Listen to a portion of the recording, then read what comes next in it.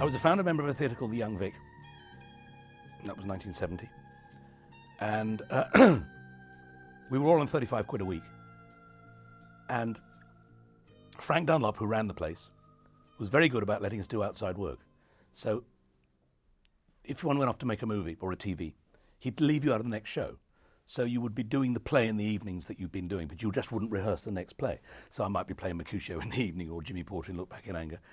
And in those days, the film unions were very, very strict. So 5:30 was wrap.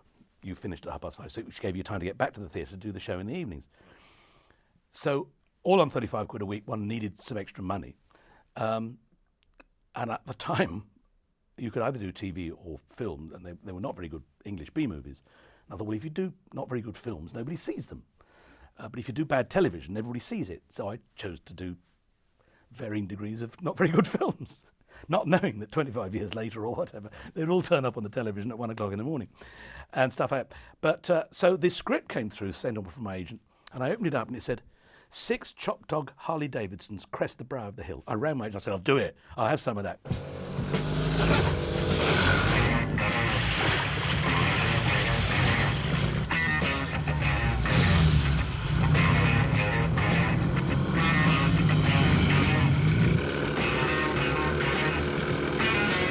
So I turned up the first day on the picture, and then all these clapped out 350 AJSs and matchlesses. I said, where's the Harley Davidson? They said, those are silly. They said, there's no way we could afford them.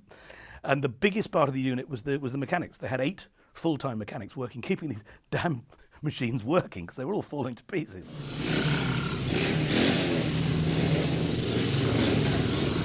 We started the film, and I think the first day on the picture, a memo came down from the production department to the props department at Shepperton, where we shot it, to save 10 shillings, said no chairbacks for artists. So Beryl Reid didn't get her name on the back of a chair. I didn't get my name on the back of a chair to save a few pence. Fair enough, doesn't matter. You know, we weren't. But 10 days later, I think George Sanders arrived, because he was the most expensive guy in the picture, and they squashed his stuff into like 5 or 6 days to get him in and out quick. And famous pair of props men who ran the props department at Shepperton called Chuck and Bobby. And they were so ashamed when George Sanders arrived that suddenly out of the props truck came a chair, and written on the back in biro was George Saunders. I wonder he didn't kill himself then. I mean, having been married to some of those beautiful women in the world, and in these great cult movies, can't even spell his blooming name right on the back of a chair. I think Don got the job originally because he did the second unit stunt work on a film called Puppet on a Chain. It was a heist movie, I think. Speedboats chasing each other up and down the Amsterdam canals. And that's the one thing about Psychomania, the stunts are extraordinary. Hey, on this!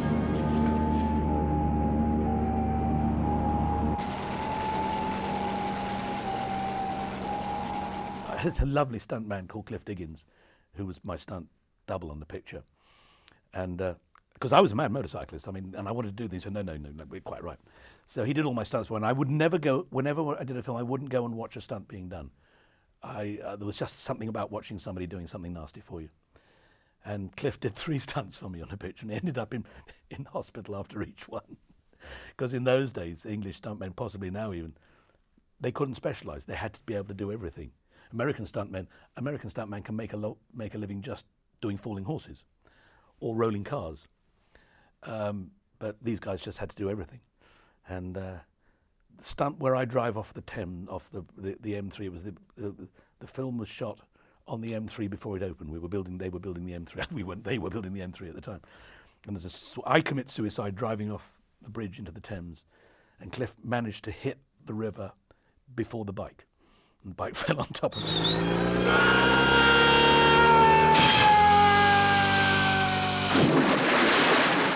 But the best one is when I drive through a wall to prove that my girlfriend's dead, and she doesn't drive through the wall. And I go, "You're not dead." And it was kind of semi-weather cover, and they were polystyrene bricks, which were painted to look like bricks. But we didn't shoot it for 3 weeks, and it kept on raining, and they kept on repainting the bricks. And by the time we shot Cliff shot the stunt, I think the paint was about that thick. And he hit the wall on this old British bike. The bike went straight through and he stayed outside like a cartoon cat, stuck to the wall. Hospital. No, it was probably bells. Ding-a-ling-a-ling. Off to hospital again.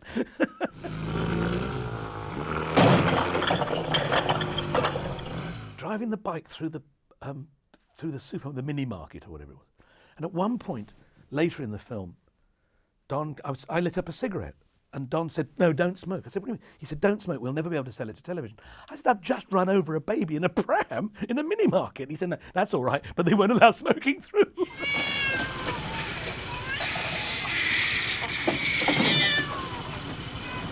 What's this?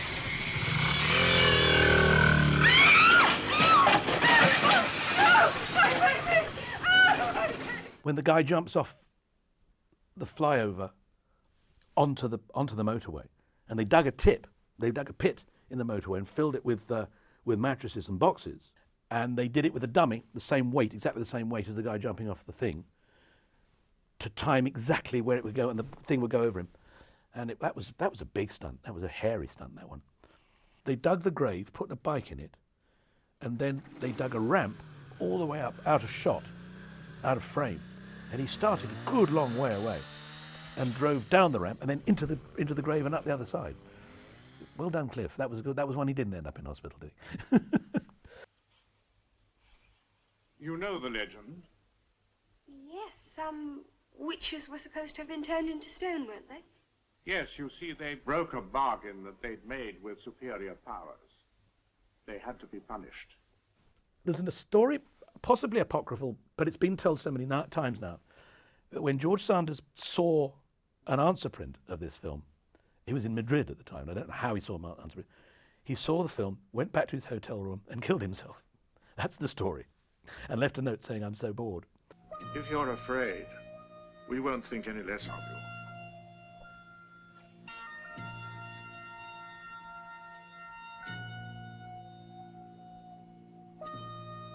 I'm not chickening out, Shadwell. It was just wonderful to see that somebody of his generation and his magnitude was still able to corpse and laugh and found the whole thing completely ridiculous, but then turn in a very good performance. There were a few moments which were quite hard to get through, but we managed it. We were all having a hoot. We thought it was a very silly film, and we were all very unprofessional and very young. And I don't know how Don Sharp coped with us, because we were awful. We were awful. We were always late on the set. We were always playing a game called Streaky's Doom, which is a card game, pick up two, miss a go, that game. And you can't stop. You're in the middle of it like that. You're on the set. No, we didn't pick up two. And he got so angry that eventually he kept it in the film. There's a scene where we're in the jail where we play pick up two. Dear, we're gonna cut you to bits. Belt up, Hatchet. We're in enough trouble as it is. We ain't done nothing. We're innocent. It's a murder charge. 20 years, you know? Pick up two. My son's favourite moment in the movie, all three of my sons, which you have to look out for when you see it, is the non-continuity baguette moment. So there's a moment where suddenly I'm talking, and then they cut to I think it's George Sanders, and they cut back to me, and I've got this huge baguette in my hand from nowhere. Why do you never get any older, Shadwell? And what is the secret of the living dead? Why do you ask me these questions?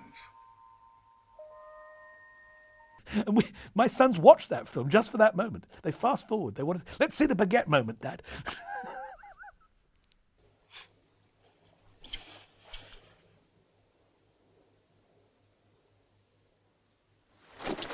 Tom! And another thing. You can only die once. After that, nothing and nobody can harm you. Oh, man, what are you waiting for? I think I got 150 quid for doing it. And then there's this guy who sticks it on the BBC every few months. And I go in the pub the next night and say, oh, the drinks are on you tonight, your film is on. I said, no, we never got a penny for it. The British Equity never got that together. I did one film in America called Syriana with George Clooney and Matt Damon. And I still make money from that because SAG, the American Union, got that together. But all those films that come back to haunt me and I never see a penny from. The 60s, there were those films. I did things like Girl in My Soup, and Witchfinder was the end of the 60s, swinging London. That kind of, I think, hammered the nail into the British film industry, because we got terribly overconfident and we thought we were this big, powerful film industry, and we got greedy as well, and the unions got very greedy. And suddenly, at the beginning of the 70s, it all kind of collapsed. And so one ended up making basically what was a B movie at Shepperton Studios. Let's get out of it, Abby. Let's cross over. Cross over? To the other side. How do we do that? We kill ourselves. Oh, Tom. Not that again. Yes. Oh, I'm sorry, but I can't. Why not? Well, I promised. I promised my mother I'd help her go shopping in the morning. As I said, I was doing these funny B films, thinking that nobody would ever see them, just to top up my theatre money, particularly at the Young Vic. And then from the Young Vic, I went to the National, the RSC and stuff like that. So I never got heavily involved with movies until a lot later. There was this guy that I talked about who used to put it on every time when I was doing something grand in the theatre. At 1 o'clock in the morning on the BBC. I don't know who owns it now, because it's not been in recently, BBC.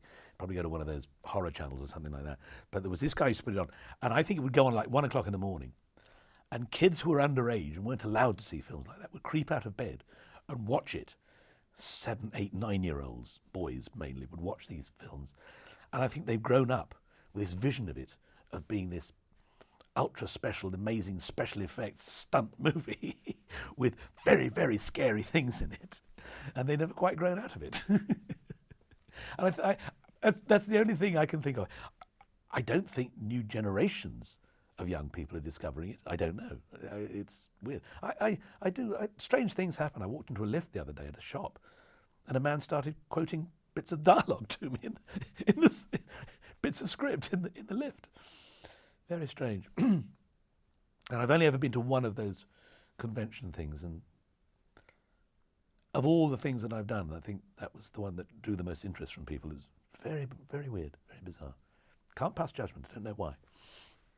I'm going through a funny period in my life at the moment.